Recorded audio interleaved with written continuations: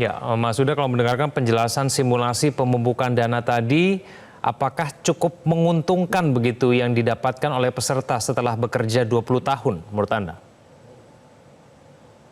Ya, tadi jelaskan cukup detail ya mengenai eh, ex-Bebel Tarum itu kan ex-Bebel Tarum, kemudian mereka berpindah ke Tapera gitu kan, terus kemudian mendapatkan hanya berapa juta saja gitu kan selama bekerja di sekitar 25 tahun gitu kan. Dan memang ini yang kita eh, kritisi gitu kan bahwa kemana nih apakah memang tidak ada pengembalian bunga gitu kan, kita kan udah nabung berapa lama gitu kan, terus bunganya kemana gitu kan. Makanya ini juga sebenarnya ketika dialihkan dari bertarung ke Tapera itu juga harusnya ada pengalihan kewajiban untuk pemberian bunga gitu. Nah ini saya kurang tahu juga apakah dibayarkan bunganya atau tidak, tapi kalau lihat dari tulisan tadi itu nampaknya pengembalian bunga ataupun manfaat bunga yang diperoleh ex Tarum PNS itu tidak dibayarkan oleh Tapera gitu kan. Jadi ini yang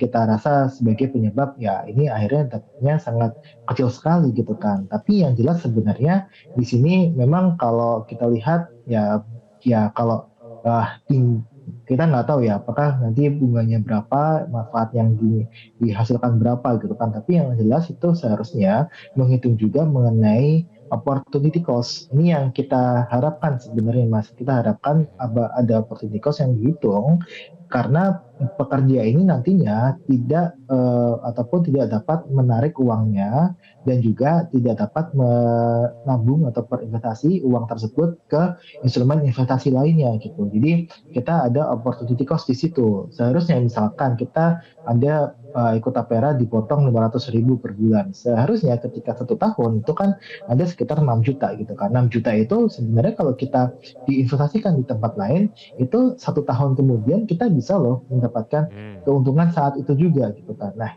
ini di BP Tapera kita tidak bisa gitu ya.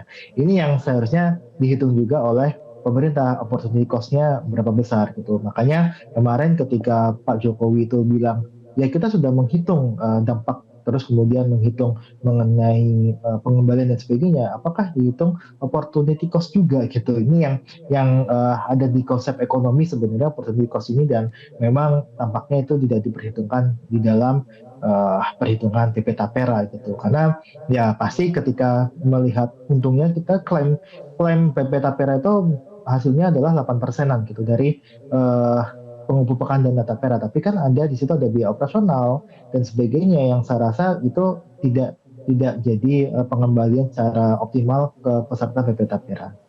Ya, Mas Huda, kalau dikatakan BP Tapera ini sama sekali tidak ada hubungannya gitu ya, tidak ada sangkut pautnya dengan APBN. Menurut Anda tidak benar?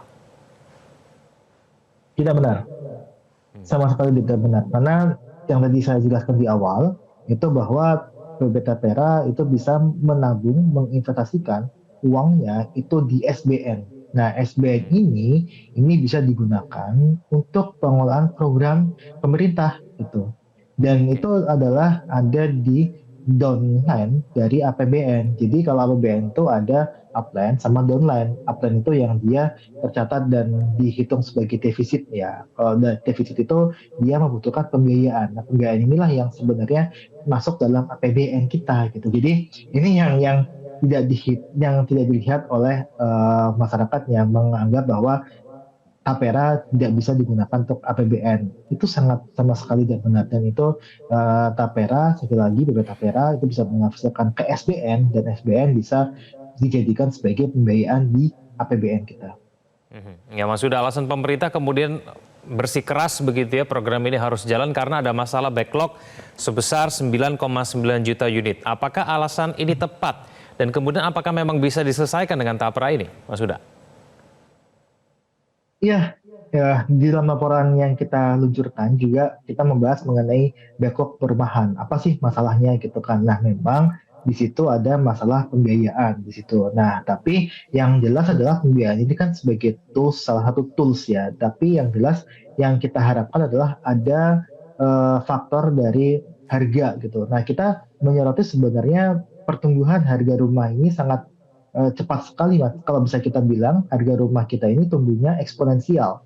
Nah, tapi untuk pertumbuhan gaji masyarakat, pertumbuhan pendapatan masyarakat itu cenderung landai gitu. Nah, kalau kita kutip dari data BPS itu pertumbuhan rata-rata pendapatan masyarakat itu hanya tumbuh 1,5% sampai 1,8% gitu kan. Sedangkan rumah di Indonesia itu bisa tumbuh 2,5% sampai 3% harganya gitu. Bahkan di beberapa daerah bisa tumbuh di atas 3%. Artinya adalah semakin lama maka gap antara pertumbuhan harga rumah dengan pertumbuhan pendapatan masyarakat itu akan semakin besar gitu. Nah, ini yang tidak bisa diselesaikan oleh Tapera semata karena berapapun ya Tapera mau memberikan biaya dengan bunga rendah apapun pasti harga rumahnya kan tetap naik ya.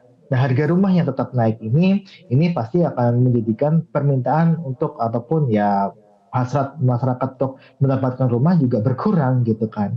Dan juga kita generasi Z dan generasi milenial itu semakin sulit untuk mendapatkan rumah tapak gitu kan, yang harganya itu tumbuhnya lebih besar dibandingkan dengan pendapatan mereka gitu. Nah ini yang kita harapkan sebenarnya bukan hanya dari sisi pembiayaan, tapi dari sisi harga rumah dan juga dari sisi pendapatan masyarakat juga harus diperhatikan gitu. Tidak hanya ya dengan PP Tapera itu bisa membiayai rumahan, kita juga tahu kok BTN juga ada 2,5 triliun tahun kemarin yang dikasih oleh pemerintah dalam bentuk PMN untuk bisa membiayai perumahan rakyat gitu. Nah, ini kan ada unsur pembiayaan di situ kan, tapi itu juga tidak menolong backlog perumahan tetap tinggi untuk saat ini karena pada dasarnya untuk base masalah ataupun masalah dasarnya dari perumahan itu tidak tersentuh yaitu harga rumah dan juga pendapatan dari masyarakat yang tumbuhnya melandai. Oke, baik. Mas Huda, terima kasih sudah bergabung bersama kami di Prime Time News. Selamat malam, Mas Huda. Jelajahi cara baru mendapatkan informasi. Download Metro TV Extend sekarang.